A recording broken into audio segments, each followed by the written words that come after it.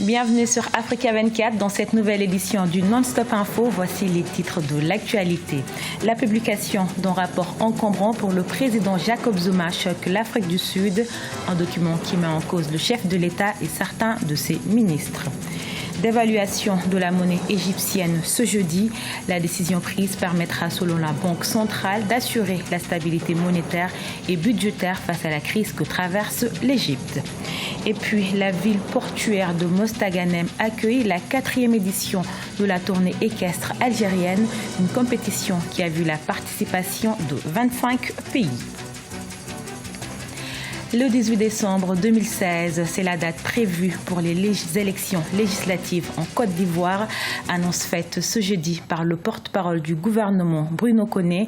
Plus de 6,4 millions d'électeurs seront à nouveau appelés aux urnes pour élire leurs 250 députés. Les législatives sont à tour unique en Côte d'Ivoire, le candidat arrivant en tête étant élu député. C'est une pierre supplémentaire dans le jardin du président Jacob Zuma, de plus en plus contesté. Le président sud-africain est accusé dans un document officiel publié ce mercredi d'avoir été influencé par une famille d'hommes d'affaires, les Gupta. En réaction à la publication de ce rapport, l'opposition appelle à la démission du président Jacob Zuma. Corinne Comdem. Le rapport Gupta serait-il le scandale de trop pour Jacob Zuma ? La justice sud-africaine a ordonné mercredi 2 octobre la publication du rapport d'enquête de l'ancienne médiatrice de la République, Thuli Madonsela, contenant de graves révélations sur le chef de l'État sud-africain. Dans son rapport, elle recommande qu'une enquête sur des crimes de corruption qui auraient pu être commis par le président Jacob Zuma, en poste depuis 2009, soit ouverte dans les 30 jours. Quand vous lisez le rapport d'Eskom au Gupta, vous vous rendez compte que les ressources sud-africaines ont été confisquées par quelques individus au profit de certains.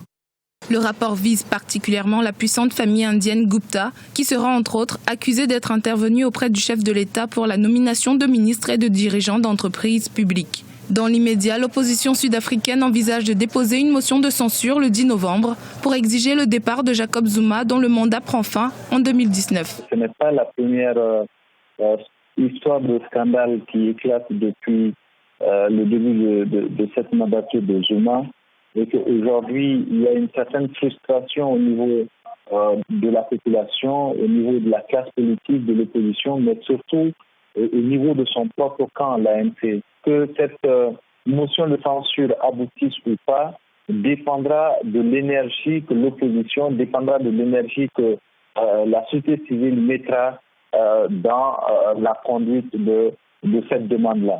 En avril 2016, l'opposition avait déjà déposé une motion de censure qui s'est soldée par un échec contre le président Jacob Zuma. Étant donné que le soutien dont il jouit au sein de son parti, l'ANC, commence à s'effriter, quelles seraient les chances de cette nouvelle motion d'aboutir ?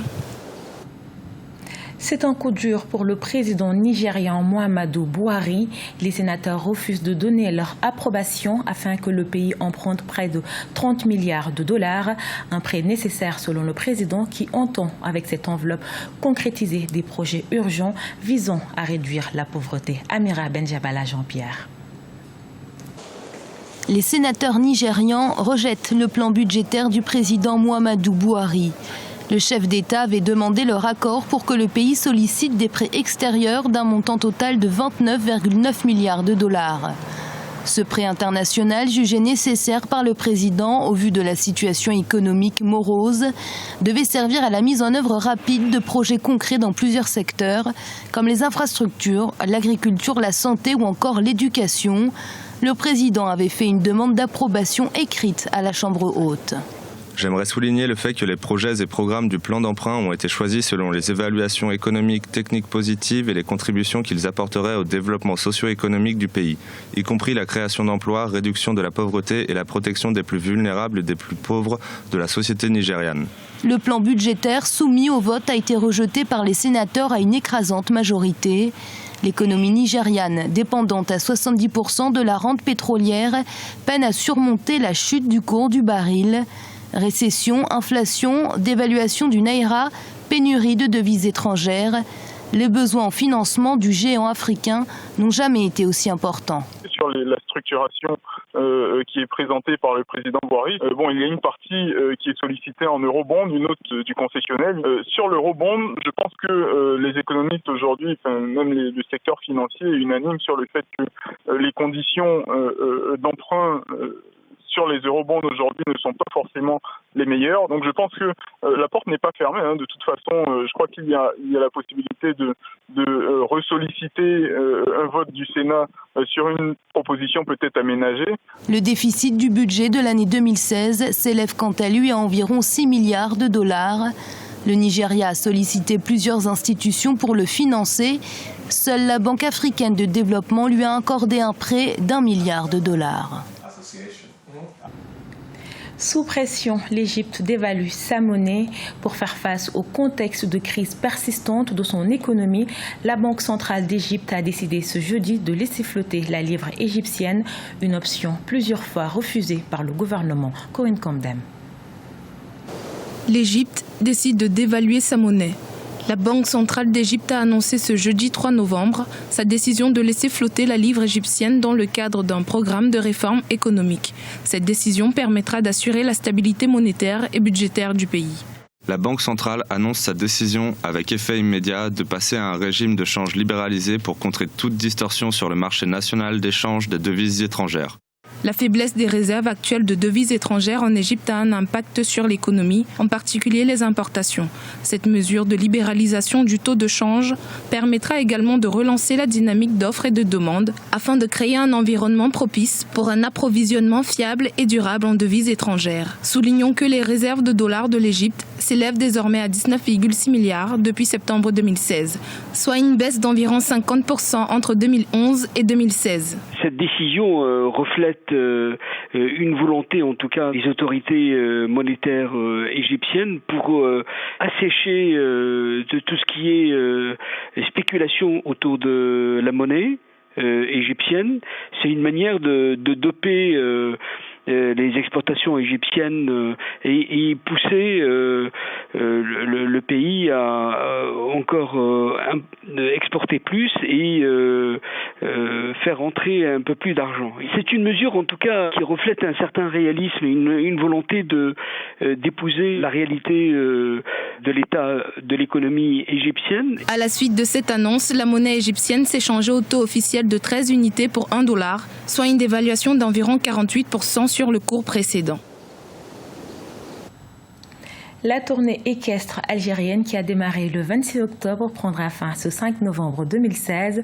25 pays ont participé à la 4e édition tenue dans la ville portuaire de Mostaganem, occasion également de promouvoir le tourisme algérien au Mokalsoumba. C'est devant des milliers de férus de l'équitation que s'est ouvert le 26 octobre 2016 la 4e édition de la tournée équestre algérienne dans la ville portuaire de Mostaganem. Cette manifestation sportive de haute facture qui prend fin ce 5 novembre a vu la participation de 25 pays.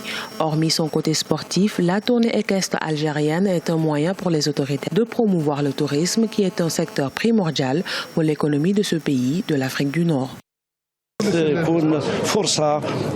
Cet événement est une occasion pour les cavaliers venus des 4 coins du monde de découvrir la ville de Mostaganem, la profondeur de son histoire et sa culture. Depuis son coup d'envoi, 3 compétitions sont organisées quotidiennement où des récompenses allant de 2 000 à 26 000 euros sont destinées aux vainqueurs. Pour cette 4e édition, les organisateurs ont permis aux chevaux âgés de 6 ans et plus de prendre part à la compétition. Je représente l'Algérie pendant les 15 jours de concours et à venir aussi. Pour tous les autres concours à suivre, je serai sous les couleurs de l'Algérie. Mon objectif, c'était de courir pour l'Algérie parce que déjà toute ma famille du côté de ma mère est algérienne et c'est pour moi une grande fierté de représenter les couleurs de mon pays. Et puis j'espère que ça m'emmènera à des belles épreuves, du beau niveau et représenter le pays au plus haut niveau. Aujourd'hui, l'objectif de la Fédération algérienne d'équitation est la qualification des cavaliers au prochain rendez-vous mondial prévu en 2017 et la préparation d'ores et déjà des Jeux méditerranéens 2021 prévus à Oran. En ce sens, l'État a entamé la réhabilitation des différentes infrastructures équestres. Ce journal a été réalisé par l'ensemble de la rédaction. Nous vous remercions pour votre fidélité. Dans un instant, une nouvelle édition de l'actualité sur Africa 24.